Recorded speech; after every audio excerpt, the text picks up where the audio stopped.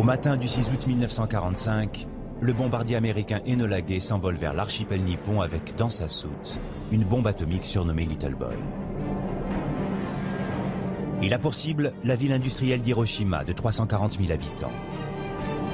À 8h15, la bombe, d'une puissance équivalente à 15 000 tonnes de TNT, est larguée. Un gigantesque champignon nucléaire s'élève au-dessus de la ville. La température au sol atteint 4000 degrés.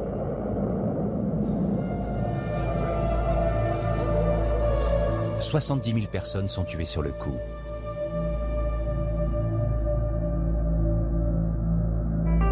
La ville est complètement anéantie. C'est comme si on avait largué sur la ville 1 million de bombes classiques. 1 million de bombes classiques. L'irradiation continuera pendant des dizaines d'années à faire de nombreuses victimes. Au total, elle a tué à Hiroshima 140 000 personnes. Le degré de dévastation d'une seule petite arme est sans précédent dans l'histoire de l'humanité. 3 jours après Hiroshima, une deuxième bombe atomique est larguée sur la ville de Nagasaki. 45 000 morts immédiats. Ces 2 bombes portent un coup final à l'Empire du Japon qui se rend le 2 septembre 1945. La Seconde Guerre mondiale est terminée. Les États-Unis sont alors propulsés au rang de superpuissance.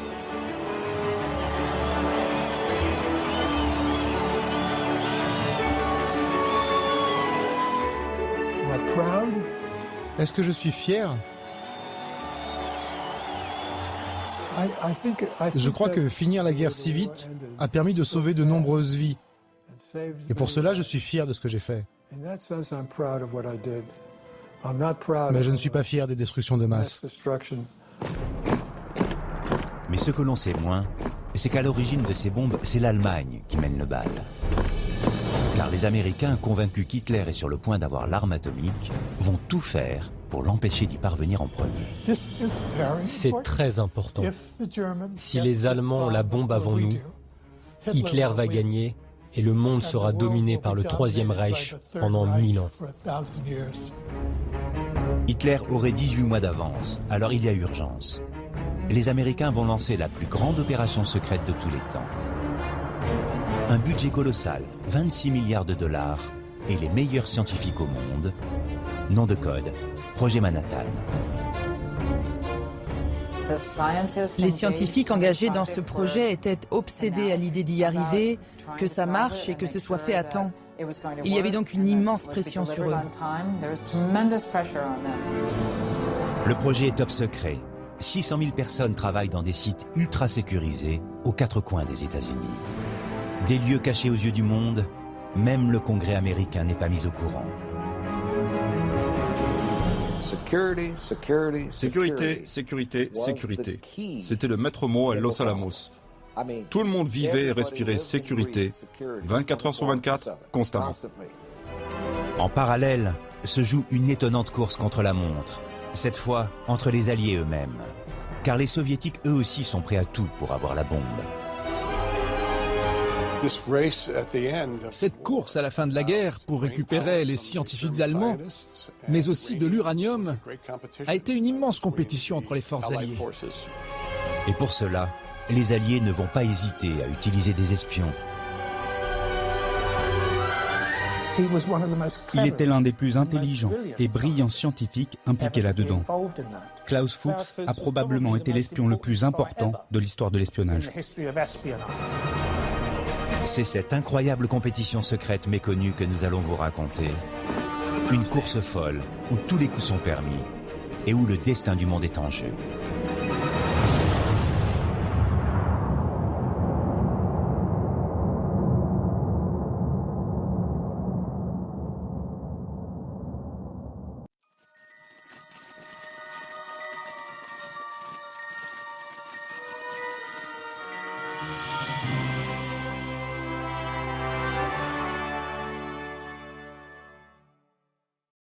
Allemagne, début des années 30.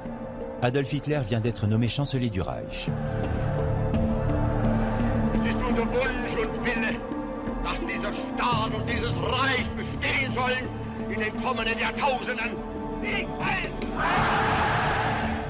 Si le pays est devenu militairement l'un des plus puissants au monde, il l'est aussi dans un autre domaine, la science. Le pays est le fer de lance de certaines disciplines comme la chimie et la physique. Depuis près de 40 ans, c'est la nation qui compte le plus de prix Nobel. Comme Max Planck, un spécialiste de l'énergie, Albert Einstein et un certain Werner Heisenberg, l'un des plus brillants chercheurs atomistes du pays, de la vie générale, un génie. L'Allemagne paraissait aux yeux du monde comme un pays extrêmement avancé sur le plan scientifique. Dans le domaine du secret, ils avaient les codes et la machine à coder Enigma. Dans le domaine des armes, ils avaient des avions les plus modernisés. Et l'Allemagne avait une place à part comme une pépinière de science et de savants. Mais les lois antisémites d'Hitler conduisent à l'exil nombre de scientifiques brillants, tel Albert Einstein qui s'installe aux États-Unis. Et tout commence un jour d'août 1939. Alors qu'Einstein est en vacances sur la côte Est, sur la petite île résidentielle de Long Island, les vacances du plus célèbre des scientifiques vont être moins tranquilles que prévu. Ce jour-là, il reçoit la visite d'un de ses collègues et amis, Léo Szilard, un physicien juif hongrois qui lui aussi a quitté son pays face à la montée du nazisme. Il est venu faire à Einstein une révélation de la plus haute importance. Sur la terrasse de sa maison de vacances, il lui explique comment l'Allemagne exploite une nouvelle source d'énergie, l'uranium, qui pourrait conduire à la création d'armes dévastatrices. Sans attendre, Einstein décide d'écrire une lettre au président des États-Unis en personne, Franklin Roosevelt. Et voici ce qu'il lui explique. J'ai appris que l'Allemagne vient d'arrêter toute vente d'uranium, extrait des mines de Tchécoslovaquie dont elle s'est emparée. L'uranium va pouvoir être converti dans une nouvelle source d'énergie dans un futur proche. Ce nouveau phénomène pourrait nous conduire à la construction de bombes. Une seule bombe de ce type, explosant dans un port, pourrait en détruire toutes les installations, ainsi qu'une partie du territoire environnant. Il ne mâche pas ses mots. Il explique que les Allemands travaillent sur ce projet et qu'il sera dévastateur. Il pense que c'est très important que le président soit informé et comprenne bien que cela puisse être le début d'une sorte de programme nucléaire allemand. Roosevelt prend connaissance de la missive et les informations le terrifient. Il y a de quoi être inquiet. Car au même moment, en Europe, les événements se sont précipités. Septembre 1939, Hitler a lancé ses troupes d'abord à l'assaut de la Pologne, puis à la conquête de la France, et enfin, il a menacé l'Angleterre. La Seconde Guerre mondiale a éclaté.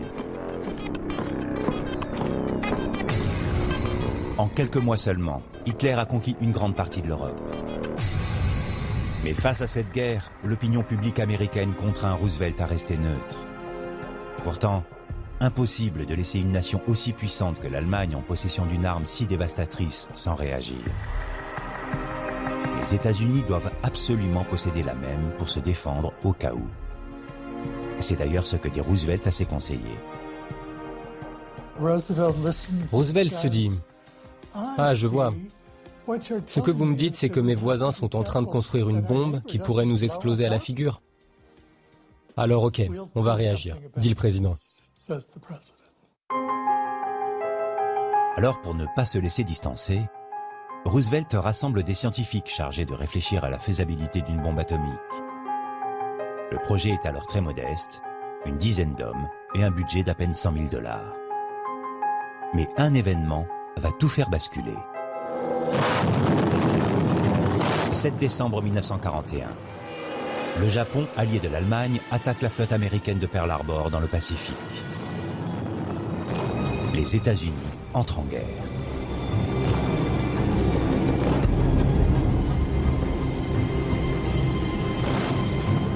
I ask that the Congress declare a state of war has existed between the United States and the Japanese Empire.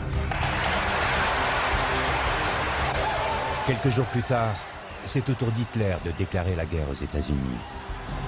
Désormais, le pays peut devenir la cible numéro 1 de l'Allemagne. Les Alliés sont tout à fait conscients que l'Allemagne a un immense pouvoir militaire et scientifique. Ils sont paniqués. Ils savent qu'Hitler est un homme impitoyable et qu'il n'hésitera pas à utiliser cette bombe, s'il l'a en premier, sur Londres ou Washington.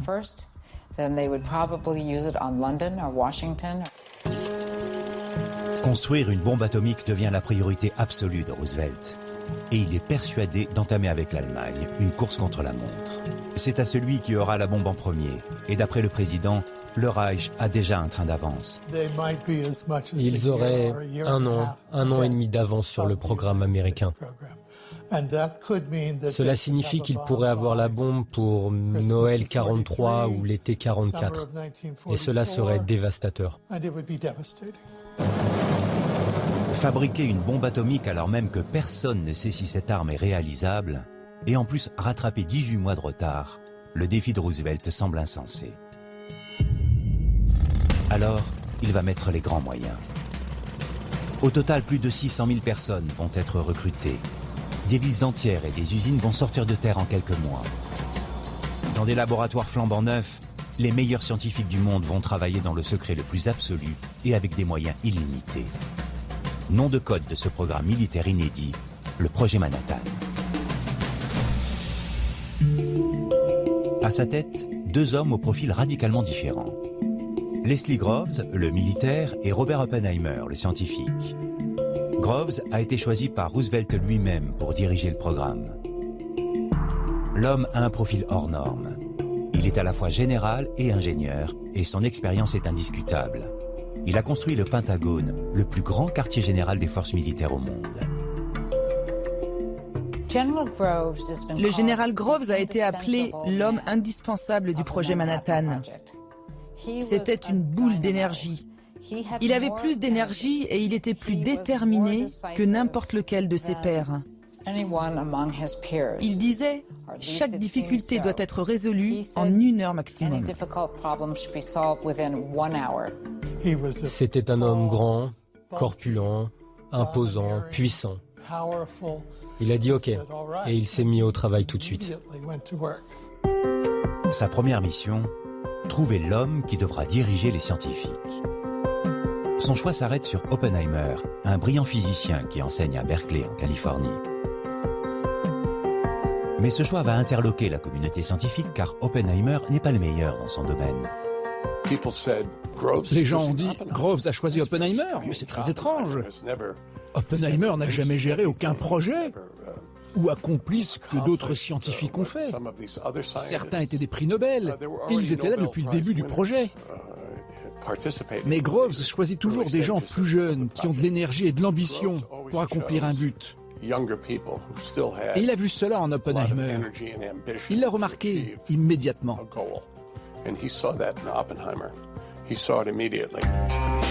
Un choix d'autant plus surprenant qu'Oppenheimer n'a rien à voir avec le style autoritaire et intransigeant de Groves. Oppenheimer, par contre, ressemblait à un poète sensible, ce qu'il était d'ailleurs. Il portait sur lui les poèmes de Baudelaire. C'était un philosophe, il parlait 7 langues. Il avait même étudié les textes sacrés hindous. C'était un homme profondément sensible. Malgré les différences notables entre les deux hommes, Roosevelt place toute sa confiance dans ce duo et leur donne carte blanche. Dès le départ, Groves a eu un pouvoir absolu. Il avait tous les moyens du gouvernement américain à sa disposition. Il avait tout l'argent qu'il voulait, tout ce dont il avait besoin. Il a compris très tôt qu'il y allait avoir une compétition pour les ressources. Et donc, il avait besoin d'avoir la priorité sur toutes les matières. Que ce soit le cuivre, l'or, l'argent, il avait la priorité absolue.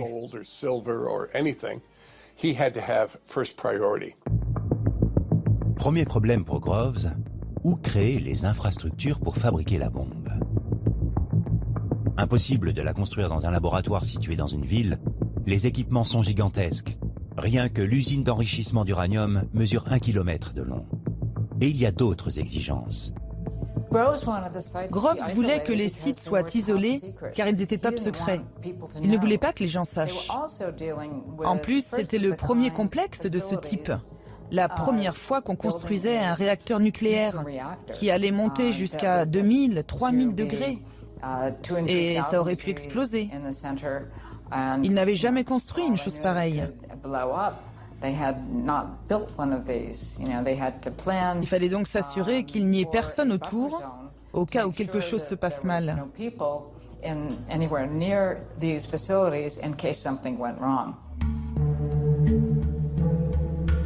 En plus, Groves ne veut pas que la bombe soit construite sur un seul site, mais sur 3. Car il s'agit d'une première, alors il faut essayer plusieurs méthodes. Un premier complexe immense est construit à Oak Ridge, dans le Tennessee, destiné à fabriquer de l'uranium. Puis un deuxième à Hanford, près de Seattle, pour la production du plutonium. Reste à trouver l'emplacement idéal pour le 3e site, le plus crucial, celui où sera assemblée la bombe. Et pour cela, il faut un emplacement encore plus isolé, encore plus secret. Groves est dans l'impasse. Oppenheimer a une idée. En novembre 1942, il emmène Groves dans le Grand Ouest américain, au Nouveau-Mexique. Oppenheimer connaissait le coin, car il avait un ranch au Nouveau-Mexique. Il adorait cet endroit. Il faut dire que c'est vraiment magnifique, c'est splendide. Alors il visite plusieurs emplacements. Et Groves dit, non pas celui-là, pas ici, non pas ici non plus. Il demande à Oppenheimer, est-ce que vous connaissez un autre endroit? Et Oppenheimer répond, eh bien il y a une école là-bas, l'école de Los Alamos, dans la plaine. Groves et Oppenheimer découvrent cette scène de jeunes garçons en train de faire du sport. Et immédiatement Groves dit, c'est là, voilà. Alors ils font fermer l'école, ils délocalisent les enfants et ils prennent les rênes de cet endroit qui était déjà habité. C'est donc ici, à Los Alamos, sur ces terres extrêmes à 2500 mètres d'altitude, que va être créé le plus grand laboratoire atomique. Et c'est là qu'Oppenheimer compte bien faire venir les meilleurs scientifiques du monde. Le problème, c'est qu'il va falloir les convaincre. Comment les motiver à quitter leur vie pour venir s'installer au milieu de nulle part et pour un temps indéterminé? Et surtout, comment Oppenheimer va-t-il leur faire accepter de travailler sur un projet dont personne ne peut même affirmer qu'il fonctionnera?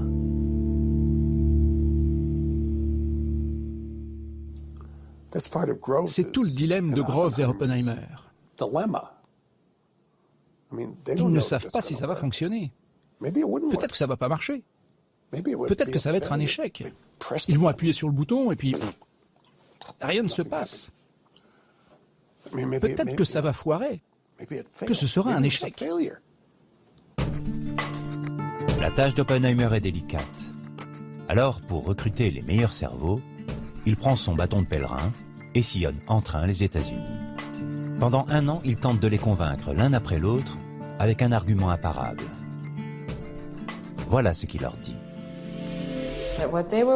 Que ce sur quoi ils vont travailler ne va pas seulement permettre de terminer cette guerre, mais aussi sûrement les autres guerres. Donc il a fait appel à leur patriotisme, à leur haine viscérale de l'Allemagne, d'Hitler et de son régime antisémite. Et c'est plutôt convaincant pour la plupart des scientifiques.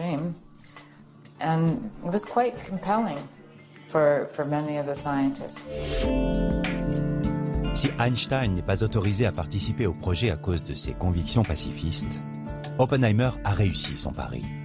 Les meilleurs scientifiques du monde sont à ses côtés, et parmi eux, 20 prix Nobel.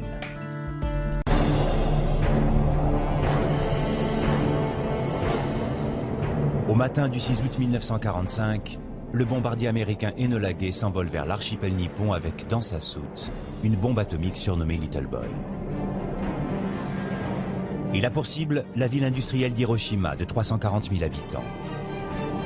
À 8h15, la bombe d'une puissance équivalente à 15 000 tonnes de TNT est larguée.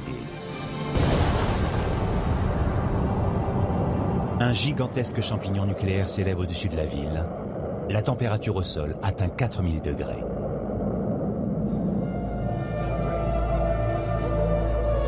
« 70 000 personnes sont tuées sur le coup.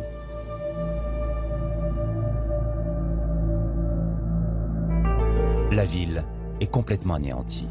C'est comme si on avait largué sur la ville 1 million de bombes classiques. 1 million de bombes classiques. L'irradiation continuera pendant des dizaines d'années à faire de nombreuses victimes. Au total, elle a tué à Hiroshima 140 000 personnes. Le degré de dévastation d'une seule petite arme est sans précédent dans l'histoire de l'humanité. 3 jours après Hiroshima, une deuxième bombe atomique est larguée sur la ville de Nagasaki. 45 000 morts immédiats. Ces 2 bombes portent un coup final à l'Empire du Japon qui se rend le 2 septembre 1945. La Seconde Guerre mondiale est terminée. Les États-Unis sont alors propulsés au rang de superpuissance.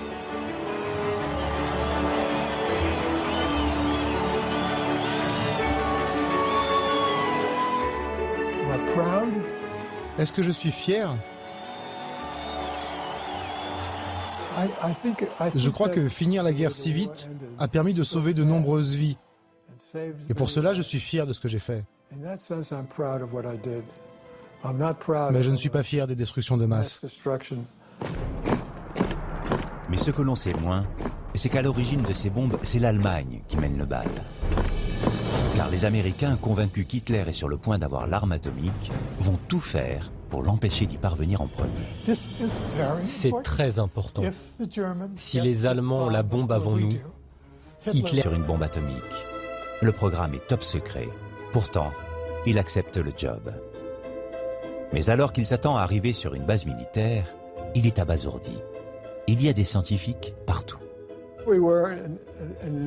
On était au milieu de nulle part, dans une ville tout juste construite. Et il y avait des civils qui venaient du monde entier, surtout d'Europe et des États-Unis. Imaginez, tous les scientifiques du monde étaient là. Ils étaient tous physiciens et mathématiciens. Tout le monde était intéressant. Benjamin comprend que sa mission sera liée à la science.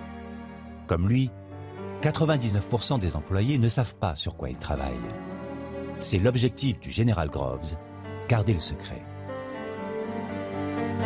C'était le plus grand secret de la guerre. Le fait même qu'il y ait un programme sur une bombe était un secret. Si les Allemands avaient su que les Américains travaillaient sur une bombe atomique, ils seraient peut-être allés encore plus loin. Groves est obsédé à l'idée qu'Hitler puisse avoir la bombe en premier. Il le sait, la science allemande domine le monde, il y a urgence. L'homme dont il se méfie le plus est le fameux physicien atomiste Werner Heisenberg. Lui a choisi de rester auprès d'Hitler plutôt que de s'exiler. Et il serait pour Groves le scientifique allemand le plus menaçant.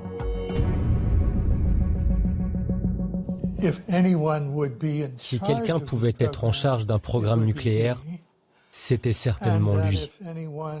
Si quelqu'un pouvait créer une bombe, c'était certainement lui. Groves craint les talents d'Heisenberg dans cette course contre la montre. Alors, il va redoubler de prudence. Pour garder le secret, il impose la compartimentation du travail. Chacun, du brillant scientifique à l'ouvrier, n'a qu'une seule activité à effectuer et n'a pas le droit d'en parler. L'information est ainsi réduite au minimum et personne ne connaît la finalité du projet. Des conditions de travail surprenantes. Alors, les gens commencent à s'interroger. Mon père avait accès à beaucoup de zones interdites. Mais est-ce qu'il savait ce qu'il se passait? Non. Il avait un job à faire, un trou à faire par là, quelque chose à déplacer par ici. Et dès qu'il avait terminé, il changeait de zone. On en parlait, mais mon père disait « Tu n'es pas censé savoir, je ne suis pas censé savoir, ne dis pas un mot là-dessus, point final. » On m'a tout de suite donné un job. Et mon chef était anglais. Il était professeur en Angleterre. Donc je savais que je faisais de la physique, mais je n'avais aucune idée de quoi il s'agissait, bien sûr.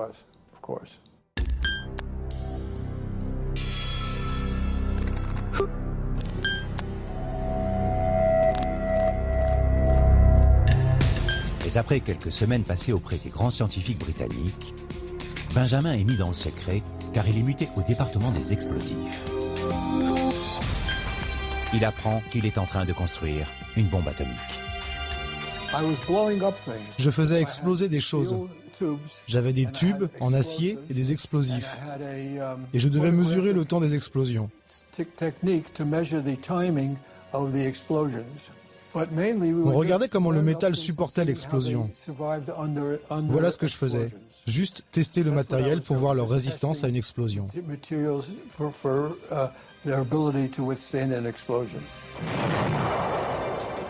J'étais très heureux.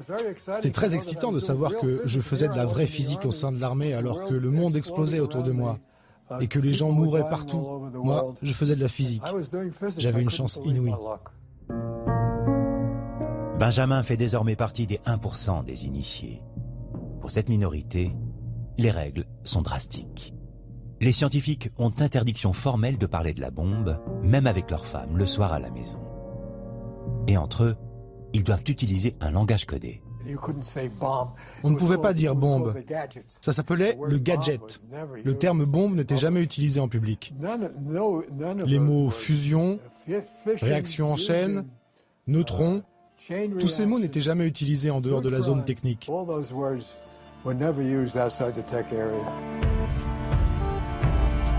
Partout dans le camp, des pancartes géantes rappellent la règle de base. Ce que vous voyez ici, ce que vous faites ici, ce que vous entendez ici quand vous partirez, laissez tout ici. Ou encore, votre crayon et votre langue peuvent être des armes pour l'ennemi.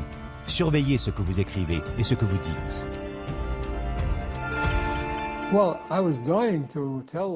Je mourais d'envie de dire ce qu'il se passait. C'était vraiment tentant. Mais le secret était très important et on le savait. Malgré ces contraintes, les Américains accourent pour faire partie du projet. Il faut dire que le pays connaît alors une crise économique gravissime. Avec la Grande Dépression, le chômage est au plus haut. Ici, c'est l'assurance d'avoir un emploi et un loyer payé par l'État. Le père de Dimas n'a pas hésité une seconde. Après des années de galère, travailler à Los Alamos lui permet de mettre sa famille à l'abri. C'était son boulot. Il n'avait pas d'autre boulot. Mon Dieu, mais où vivre ailleurs? On payait $16 de loyer par mois pour une maisonnette. La nourriture était fournie par l'armée. Mon père ne gagnait pas beaucoup d'argent, mais en venant ici, ça lui permettait de prendre soin de nous. Rapidement, une vie quotidienne s'organise. Les enfants vont à l'école, il y a un cinéma, un théâtre et quelques boutiques. De quoi occuper les habitants qui n'ont pas le droit de sortir de la ville. Alors pour se divertir, chacun fait comme il peut.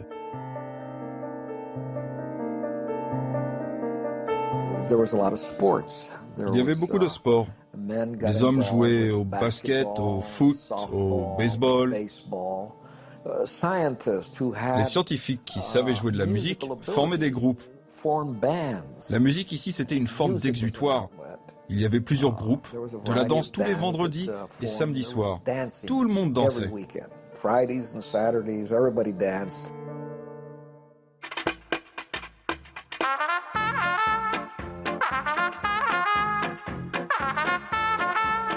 Mais même les samedis soirs, Big Brother n'est jamais bien loin.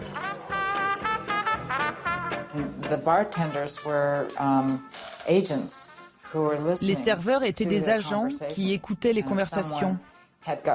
Et si quelqu'un était un peu trop ivre et qu'il parlait un peu trop de ce sur quoi il travaillait, il était viré tout de suite du bar.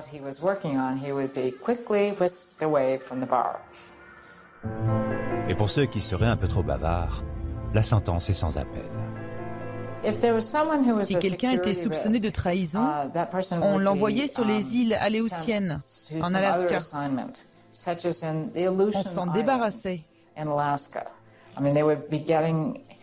on ne pouvait pas juste les laisser libres, retrouver la vie civile. Ils étaient exilés, là où ils pouvaient être surveillés.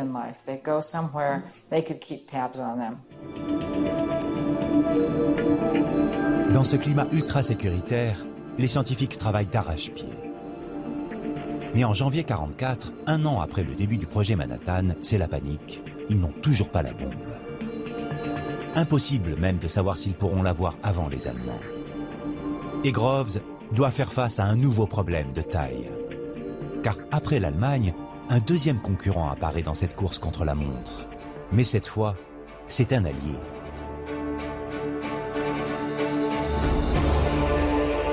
L'Union soviétique.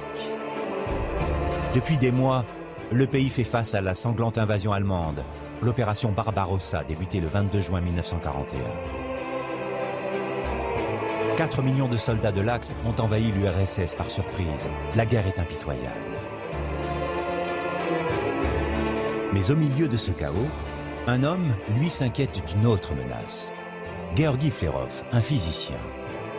Il a remarqué que le flot d'articles écrits par des savants allemands et américains sur les éléments radioactifs s'est tari soudainement.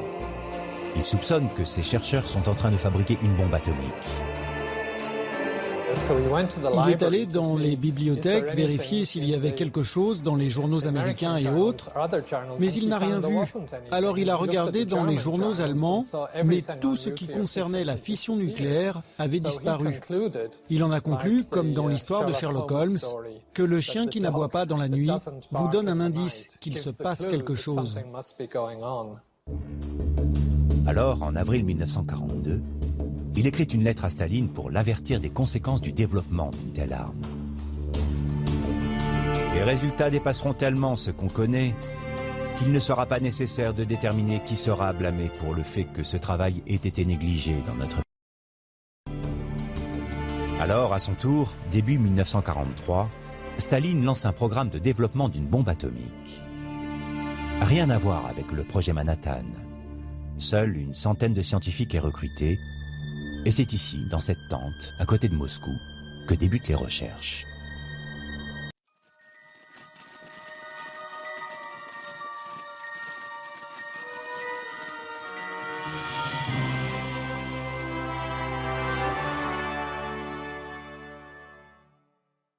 Le projet Manhattan, c'est un projet, la Rolls-Royce. Le projet soviétique, c'est même pas une 2 chevaux, c'est un vélo. Les scientifiques qui travaillent là sont surtout des gens qui travaillent avec du papier et du crayon, qui vivent dans une grande misère matérielle. Il n'y a pas de réacteur nucléaire. Et surtout, il n'y a pas d'uranium. Encore moins de plutonium. Donc il n'y a pas la matière première d'une bombe. Les soviétiques n'ont rien de tout ça. Mais ils savent comment ils pourraient faire s'ils avaient les moyens. Il faut dire que l'URSS est ruinée. La guerre a déjà fait des millions de morts côté russe. Débute alors sur tous les fronts une contre-offensive soviétique. Toutes les ressources sont mobilisées. La recherche scientifique est loin d'être la priorité de Staline. L'Union soviétique est un pays du tiers-monde, incomparablement plus pauvre que les États-Unis. Il y a donc peu de ressources à allouer à de la recherche fondamentale ou appliquée. Tout va à l'effort de guerre. En revanche, il y a un domaine dans lequel l'URSS excelle et qui va être primordial, l'espionnage. Et un de leurs espions va leur être particulièrement utile. Il va leur transmettre toutes les avancées américaines sur la bombe, car cet homme est parvenu à espionner dans la ville la plus sécurisée du monde, Los Alamos. Il s'appelle Klaus Fuchs. Klaus Fuchs était probablement l'espion le plus important de toute l'histoire de l'espionnage. car il était l'un des scientifiques les plus intelligents et brillants impliqués là-dedans. Fuchs est originaire d'Allemagne, une famille de classe moyenne, un père pasteur. À 17 ans, alors qu'Hitler prend le pouvoir, il devient opposant nazi et s'engage dans le Parti communiste. Il était très clair pour lui que le plus grand danger pour la nation allemande était la montée de l'extrême droite et du nazisme. Et il était persuadé que le Parti communiste était le seul habilité à faire barrage au nazisme. Pour un homme comme Fuchs, ça a été un engagement fondamental pour le reste de sa vie.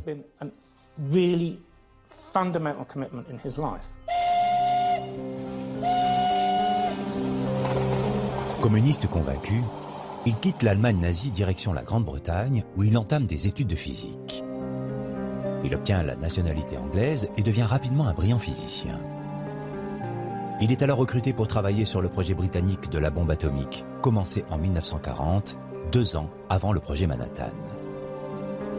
Mais ses convictions politiques le mènent directement à l'ambassade russe de Londres, où il propose ses services à l'URSS.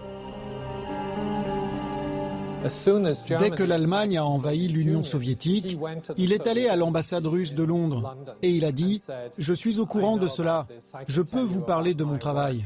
Il sait qu'un projet est en cours pour créer une bombe atomique à l'uranium. Il est invité à faire partie de ce programme et pour lui, c'est un devoir de prévenir le Parti communiste, le GRU et l'Union soviétique. C'est là où il est devenu espion.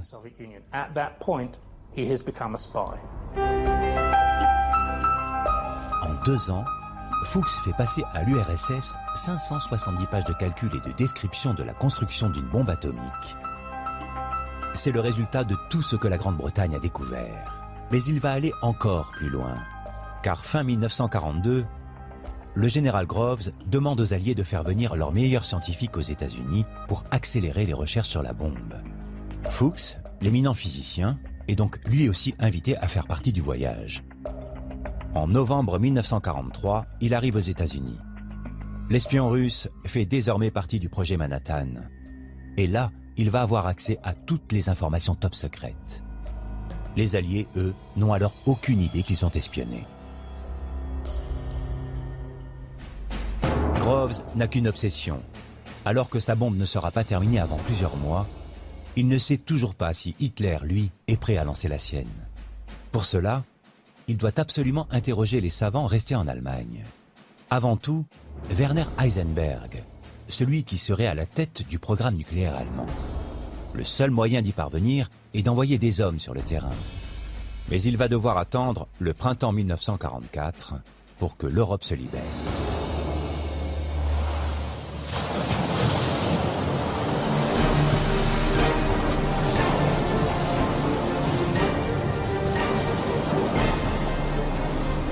Le 6 juin, aux premières heures du matin, plus de 130 000 hommes débarquent sur les plages de Normandie. C'est la plus grande opération militaire de tous les temps. Parmi ces soldats alliés, il y a aussi des civils américains. Des hommes dont l'objectif n'est pas de libérer l'Europe du joug nazi. Ce sont des scientifiques en habits militaires. Ils sont une vingtaine envoyés par Groves lui-même. Leur rôle, savoir où en sont réellement les Allemands avec leurs bombes. Il avait besoin d'avoir ses propres services d'espionnage et de contre-espionnage. Il avait besoin d'avoir des oreilles et des yeux en Europe, d'avoir ces hommes là-bas. Cette unité spéciale d'espions d'un nouveau genre, c'est la mission Alsos. À sa tête, un certain Samuel Gutschmidt. Ce néerlandais de 45 ans enseigne la physique à l'université du Michigan.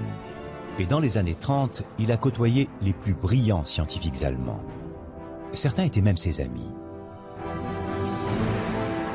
Des contacts privilégiés qui pourraient être bien utiles pour obtenir des informations. Il a tous les critères pour aller sur le terrain à la chasse aux savants et les interroger.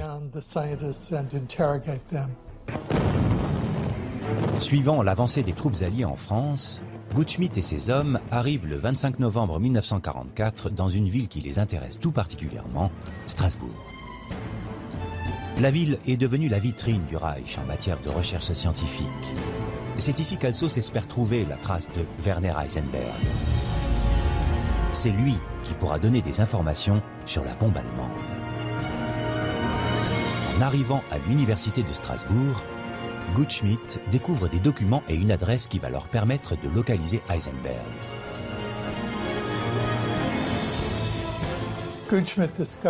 Gutschmidt découvre cette information très excitante, à savoir que Heisenberg, la principale personne qu'il recherche, n'est pas à Berlin, qui vient d'être bombardée et détruite, mais qu'il a déménagé à Eschingen, dans la forêt noire. Ce qui existe du programme nucléaire allemand a été déplacé. Eschingen, une petite ville à laquelle Gutschmidt et ses hommes n'auraient jamais pensé, perdue en pleine forêt noire, à 60 km de Stuttgart. D'après la mission Alsos, un endroit idéal pour camoufler un laboratoire.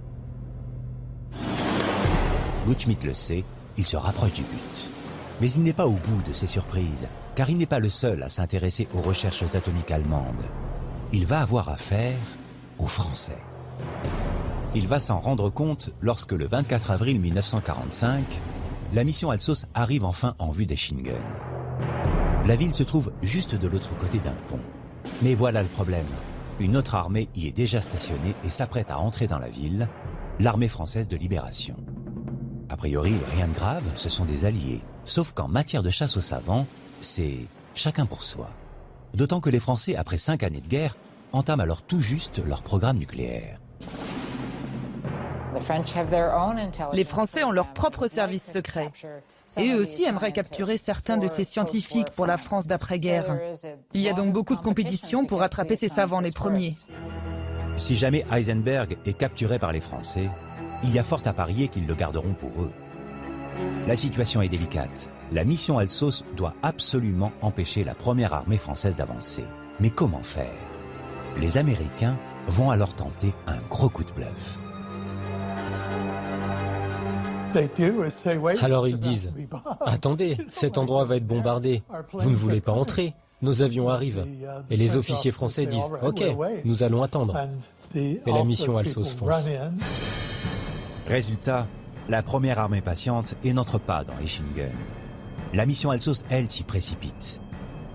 À l'adresse trouvée à l'université de Strasbourg correspond une église. En la fouillant, c'est le jackpot. Gutschmidt déniche dans la cave un laboratoire top secret et cet énorme réacteur. Mais là, coup de théâtre, ce n'est pas du tout une bombe, mais une pile atomique qui, en l'état, ne sert qu'à fabriquer de l'électricité. L'équipe d'Alsos est soulagée. 15 jours plus tard, elle met la main sur Heisenberg. Il confirme que l'Allemagne est encore très loin de maîtriser l'énergie atomique. Il n'y a rien, pas de programme, aucune volonté. Il n'y a pas eu de collaboration entre la science, l'armée et l'industrie allemande pour créer leur propre projet Manhattan. Hitler n'a pas contribué à l'effort atomique en Allemagne. Il pensait que ce n'était pas nécessaire, qu'il fallait d'abord finir la guerre. Heisenberg a dit à Hitler que ça prendrait 10 ans et coûterait des millions de dollars. Et Hitler a dit « Ça ne vaut pas la peine, on aura fini la guerre bien avant ». Les Américains n'ont donc plus rien à craindre du côté des Allemands. Mais ce qu'ils vont découvrir, c'est qu'ils ont un nouvel adversaire. Un concurrent ultra déterminé auquel ils n'avaient pas pensé et qui va s'avérer pourtant particulièrement dangereux, l'URSS. Car les Soviétiques aussi comptent bien récupérer le maximum de savants et de matériel en Allemagne pour construire leurs bombes. Les Américains vont donc devoir jouer serré. En Allemagne, une nouvelle course folle commence. Bien que la guerre ne soit pas encore finie, des indices montrent que l'Union soviétique est en train de devenir le prochain adversaire, le prochain ennemi potentiel. D'autant que les Soviétiques ont eux aussi monté une mission scientifique pour piller le sol allemand. À sa tête, un brillant physicien ultra motivé, Yuri Khariton. Carrington étant complètement affamé à la recherche de tous les matériels dont il a besoin pour expérimenter et construire, est l'homme véritablement qui, sur le terrain, est capable de dire « Je veux cette installation, vous la démontez, vous l'envoyez en Union soviétique, je veux ce matériel, cet oscilloscope, il nous le faut absolument. » Cette fois, les Russes n'ont rien à envier à la mission américaine. Les moyens que les Soviétiques mettent en jeu dans Alsos sont énormes par rapport à leur pauvreté générale. Les plus grands atomistes soviétiques sont partis en Allemagne. Pendant les 2 mois qu'a duré la chasse aux savants et au matériel allemand, le programme nucléaire soviétique s'arrête. Tout le monde est parti, Carrington en tête, en Allemagne. Si l'URSS met le paquet sur cette mission, c'est parce que pour construire une bombe atomique, il lui faut de l'uranium. Et le pays en a bien trop peu, seulement 7 tonnes, alors qu'il lui en faudrait 200. Et c'est précisément en Allemagne qu'elle peut en trouver. On ne va pas à la recherche d'une bombe atomique, toute faite sur une étagère, avec un joli nœud autour. On va à la recherche de bases industrielles, de matières premières, l'uranium, pour essayer d'accélérer le programme soviétique. Or, les Soviétiques savent que les Allemands ont une réserve d'uranium pour une raison très simple. C'est que les Allemands ont occupé la Tchécoslovaquie en 1938 et que la seule grande mine d'uranium connue à l'époque se trouve à Joachimsthal en Tchécoslovaquie. Donc pour les Soviétiques, il y a eu accumulation d'uranium pendant la guerre. Seulement, les Américains, eux, qui n'ont toujours pas la bombe, ne veulent surtout pas que l'URSS trouve cet uranium. Groves sait que les Américains vont avoir la bombe, mais il veut s'assurer que le monopole américain va durer le plus longtemps possible, parce que cela rendra les Américains plus puissants. Le problème, c'est qu'au début de l'année 1945, les Américains ont déjà un train de retard. Car alors qu'ils sont bloqués dans les Ardennes, l'armée rouge, elle, avec ses scientifiques, est déjà entrée en Allemagne par l'Est et se rapproche de Berlin. Les Soviétiques risquent donc de faire main basse les premiers sur les stocks d'uranium. Et notamment dans cette usine tout près de Berlin qui en produit. Mais le général Groves a tout prévu.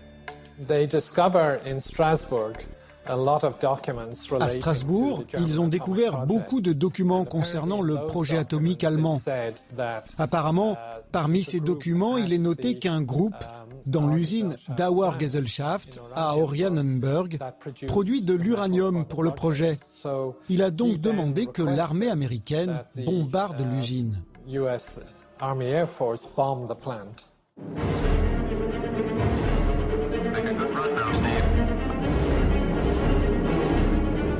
Le 15 mars 1945, 600 bombardiers américains larguent 1500 tonnes d'explosifs et des bombes incendiaires sur l'usine. Le bombardement, d'une puissance inouïe, détruit tout le stock d'uranium, 100 tonnes au total. Un acte d'hostilité qui vise clairement son allié soviétique. Elle n'est pas utile à l'effort de guerre allemand, cette usine. Elle fabrique des oxydes d'uranium. Mais c'est simplement pour en priver les Soviétiques. Et c'est Groves en personne qui donne l'ordre au chef de l'US Army Air Force d'aplatir cette usine. C'est vous dire l'étendue des pouvoirs qui lui ont été conférés. Et c'est aussi pour en priver les Soviétiques. On n'est pas encore dans la guerre froide et pourtant ils interviennent directement pour priver un allié d'un accès à un matériau essentiel. Et les Américains vont même aller encore plus loin pour priver les Russes de cet uranium. Cette fois, ils vont carrément bafouer les règles internationales. 1 mois après le bombardement d'Oranienburg, les hommes d'Alsos ont enfin pénétré en Allemagne.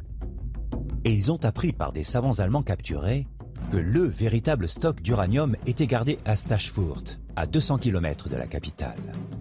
Un véritable trésor. Il y aurait là 1200 tonnes d'uranium. Il faut absolument les récupérer avant les Russes. Le problème, c'est que cette ville appartient à la zone d'occupation soviétique prévue par les accords de Yalta. Groves n'en a que faire. Il ordonne à ses hommes de se précipiter vers Stassfurt. En cachette, en pleine nuit, ils chargent l'uranium sur leur GMC. Des files entières de camions emmènent le stock direction la Grande-Bretagne. Quand l'armée rouge arrive quelques jours plus tard, il ne reste plus rien. L'URSS a su ce qu'il s'était passé. Et ils ont protesté, non pas sur la prise d'uranium, mais sur le fait que des troupes américaines ont été dans une zone d'occupation qui était censée être une zone soviétique. Ils n'ont pas le droit de le faire. Est-ce que vous êtes sûr qu'ils n'ont pas le droit de le faire? Alors, la règle en droit de la guerre, c'est quand je bats mon ennemi, j'ai le droit à ses dépouilles. Qui a battu l'armée allemande en Saxe? L'armée américaine. Par conséquent, ça peut être considéré comme dépouille de guerre. C'est comme ça que les Américains l'ont justifié. En réalité, bien sûr, il y a une violation des accords de Yalta, puisqu'ils devaient laisser toute l'infrastructure. L'infrastructure, c'est pas de l'infrastructure, c'est les matières premières. Donc on a joué sur les mots. Mais très honnêtement, Leslie Groves, qui est un type extrêmement carré, un type assez brutal, il s'en moque de toutes ces arguties juridiques. Ce qu'il veut, c'est que les Soviétiques n'aient pas ces 1200 tonnes de minerai d'uranium. Mais Groves n'a pas totalement réussi son objectif, car au même moment, les Russes, eux, ont peut-être aussi trouvé quelque chose. Yuri Khariton apprend qu'il y aurait de l'uranium dans une autre ville du nom de Neustadt. Mais ce nom est très courant en Allemagne. 20 villes s'appellent Neustadt. 10 d'entre elles se trouvent en zone soviétique. Alors, ils vont toutes les passer au peigne fin. C'est Khariton lui-même qui y va, parce qu'il y va avec son petit compteur Gégère. Il y va avec Zeldovitch, et ils vont commencer à 1, 2, 3, 4, 5, rien, 6, 7, 8, 9, rien. Ils désespèrent, il ne reste plus qu'une à voir, et bingo, c'est celle-là, Neustadt am Kleve, dans une grande tannerie de cuir qui était déjà passée sous le régime de réquisition soviétique. C'est là que Khariton va découvrir un entrepôt avec d'immenses piles de fûts. Le problème, c'est que c'est du plomb. Or, le plomb réduit les radiations et empêche le compteur Gégère de Khariton de fonctionner. Donc, il n'y a rien de probant. Il se demande si ça cliquette, mais il se demande si c'est pas la radioactivité ambiante naturelle. Donc il laisse tomber, il s'en va, puis il passe une mauvaise nuit et il dit à son collègue « on va y retourner quand même ». Et je crois que c'est à la 3e visite que finalement il fait enlever les fûts de plomb et que là il s'aperçoit que son compteur Gégère commence à cliqueter comme un fou et il met la main sur les 100 tonnes d'oxyde d'uranium extrêmement purifié qui vont immédiatement être envoyés en Union soviétique. 100 tonnes, ça suffit pour faire démarrer. C'est pas encore tout à fait suffisant, mais ça suffit pour faire démarrer. Et les Russes vont pouvoir aller très vite, car ils vont bientôt recevoir le manuel clé en main de la fabrication d'une bombe atomique. C'est Klaus Fuchs, leur espion infiltré chez les Alliés, qui va leur transmettre. Après avoir passé 8 mois dans un laboratoire à New York, il est devenu l'un des meilleurs théoriciens au monde. Ses connaissances sont vitales pour les recherches sur la fabrication du gadget. Alors, il parvient en août 1944 à se faire muter à Los Alamos. Là, il obtient un poste clé et surtout un poste qui lui permet d'avoir une vue d'ensemble de la bombe. Il était dans le département théorique pour travailler sur ce problème fondamental. Comment détonner une bombe au plutonium? Comment trouver le mécanisme d'implosion? Et le département théorique était une zone de libre-échange, donc la position de Fuchs lui permettait d'avoir une idée très claire du design de la bombe et de tous les problèmes potentiels liés à l'utilisation du plutonium dans une bombe. Fuchs travaille dur, 18 heures par jour. Il est respecté par ses collègues les plus éminents. Mais surtout, en bon espion, il parvient à obtenir leur confiance. C'était une personne très calme. Il n'attirait pas l'attention sur lui. Il faisait même du babysitting pour ses collègues de Los Alamos. Il était très poli, réservé. C'était la dernière personne qu'on aurait suspecté d'être un espion, et pourtant, c'en était un. Il connaissait tous les détails, jusqu'à la forme de l'ogive, y compris l'intérieur, le détonateur, des détails que la plupart de ses collègues ne connaissaient même pas. Mais lui, tout le monde lui faisait tellement confiance et il était tellement impliqué dans son travail qu'il a réussi à avoir accès à tout cela.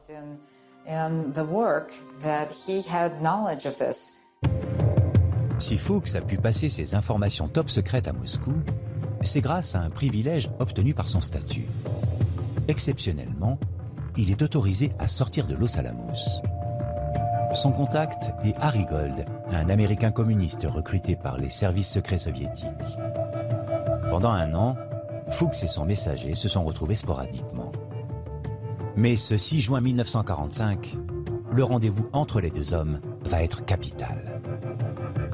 Fuchs remet à Gold des documents qui vont faire économiser à l'URSS 18 mois de recherche et 26 milliards de dollars. Fuchs quitte Los Alamos en voiture pour Santa Fe, en début de soirée.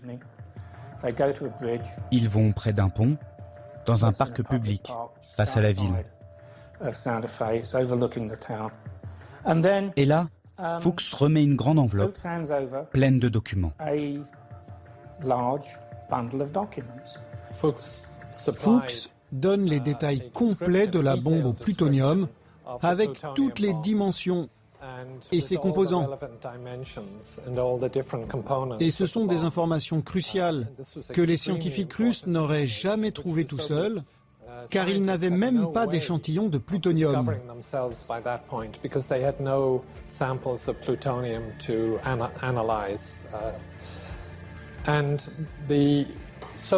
Et c'est avec ces schémas que les scientifiques soviétiques vont fabriquer leur propre bombe. Ce même jour, Fuchs révèle aussi que la bombe est presque prête et qu'elle sera testée très prochainement. Or, quelques semaines plus tard, le 17 juillet 1945, les puissances alliées se réunissent près de Berlin, à Potsdam.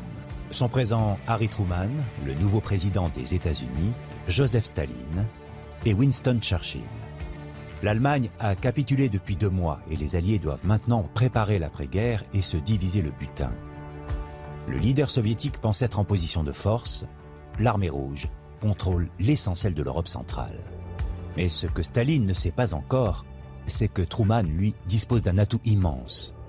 La bombe atomique, testée un jour plus tôt. Le soleil se lève tout juste ce 16 juillet 1945, dans le désert du Nouveau-Mexique, à Alamogordo. Dans le plus grand secret ce matin-là, va avoir lieu le premier essai atomique de l'histoire. Une bombe à implosion contenant 6 kg de plutonium va être testée. Son nom, Trinity. La bombe est si complexe que personne ne sait si elle va fonctionner. 5, 4, 3, 2, 1, 0, ignition.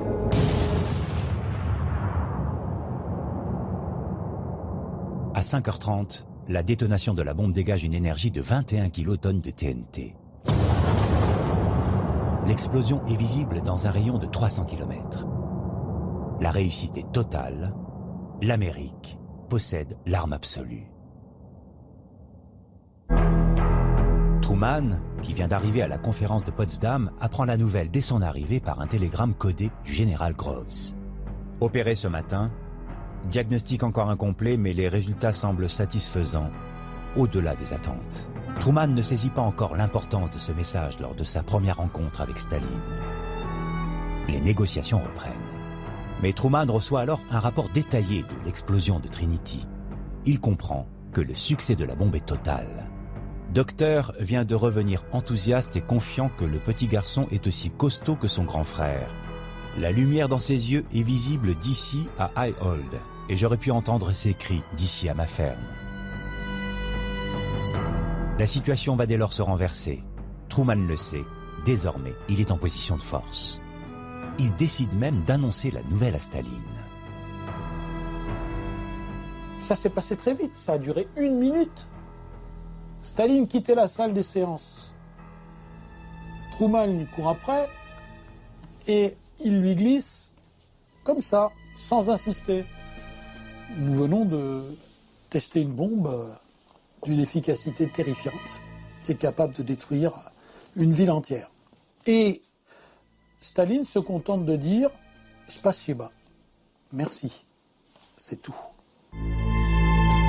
Truman a en main une arme diplomatique révolutionnaire. Son message à Staline est clair. Vous avez la plus grande armée conventionnelle du monde, certainement la meilleure, l'armée rouge avec ses 300 divisions. Vous croyez que vous avez un atout maître.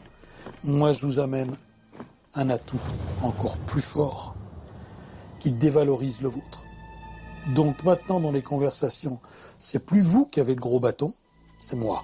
Si vous voulez, c'est l'acte 1 de ce qu'on a appelé la diplomatie atomique. Désormais, ce sont les États-Unis qui dictent leurs conditions. Avec cette bombe, Truman n'a plus besoin de l'aide soviétique pour faire capituler le Japon. Il écarte même Staline au moment de la signature de la déclaration finale des Alliés, un affront pour le leader soviétique. À Potsdam, la guerre froide a commencé. 4 jours après la fin de la conférence et seulement 3 semaines après l'essai de Trinity, les États-Unis lancent sur l'Empire nippon leurs 2 bombes atomiques. La première, sur Hiroshima, est une bombe à l'uranium. La deuxième, sur Nagasaki, au plutonium. Avec elle a débuté la menace d'une guerre nucléaire, un risque majeur pour l'avenir de la civilisation moderne. Après les États-Unis, 7 autres pays parviennent à se doter de l'arme atomique. L'URSS en 1949, la Grande-Bretagne 3 ans plus tard, la France en 1960. Cette course à l'arme absolue a considérablement modifié les relations entre les grandes puissances. Depuis qu'elles ont obtenu le moyen de se détruire mutuellement, elles sont obligées d'utiliser la diplomatie. C'est ce qu'on appelle la dissuasion nucléaire. Aujourd'hui, la question n'est plus de savoir comment gagner la guerre, mais comment éviter la guerre.